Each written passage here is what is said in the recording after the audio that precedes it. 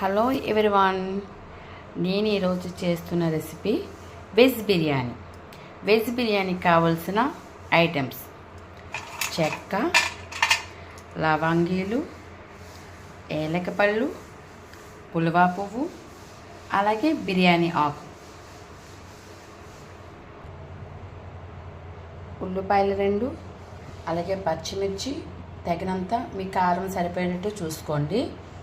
అలాగే కొత్తిమీర కట్ చేసి ఉంచేసాను. అలాగే క్యారెట్, బీట్రూట్, టమోటా. నేను ఇక్కడ కేజీ రైస్ తీసుకున్నాను.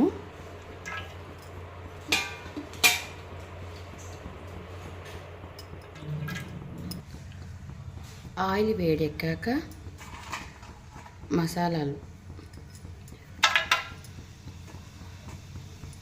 పులువా పువ్వు, ఏలకలు, అలాగే దాక్షిణ చెక్క, లవంగీలు అన్నీ కలిసి వేసేసేయాలి.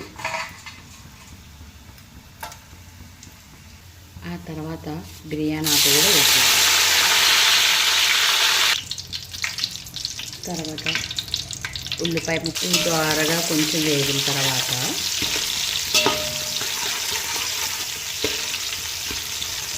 పచ్చిమిర్చి మీకు కారం తగినంత వేసుకోండి.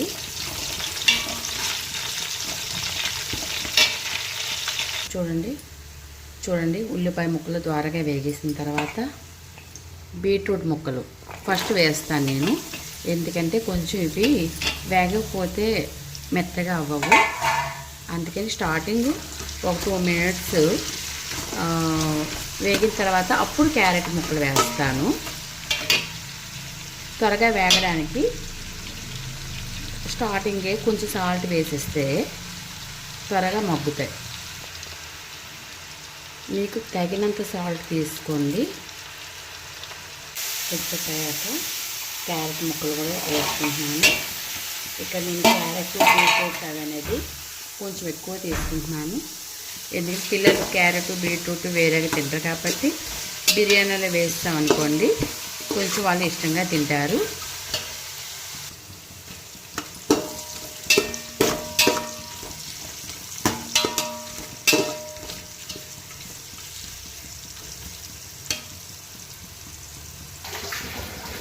క్యారెట్ బీట్రూట్ వేగిన తర్వాత ఒక టమాటీ పండు చిన్న చిన్న ముక్కలు కట్ చేసేసి వేయాలి.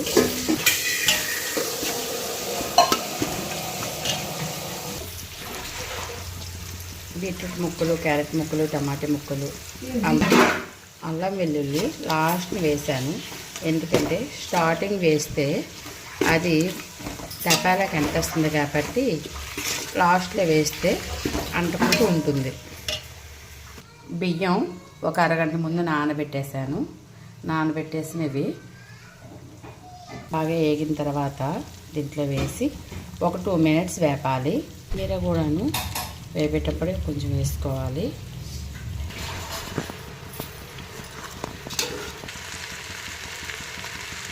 బిర్యానీ టేస్ట్ బాగా రావాలి అంటే దీంట్లో కొబ్బరి, కొంచెం టమాటీ, అలాగే కొంచెం క్యారెట్ వేసి మిక్సీ వేసి అది పాలు తీసుకొని వాటర్లో కలిపి వేస్తే టేస్ట్ చాలా బాగా వస్తుంది.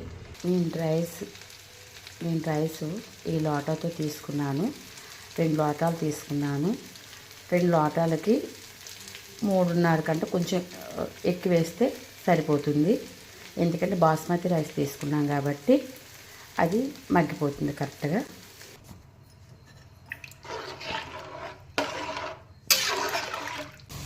గుమగుమలాడే బిర్యానీ రెడీ. లైక్ చేయండి, షేర్ చేయండి, సబ్స్క్రైబ్ చేయండి.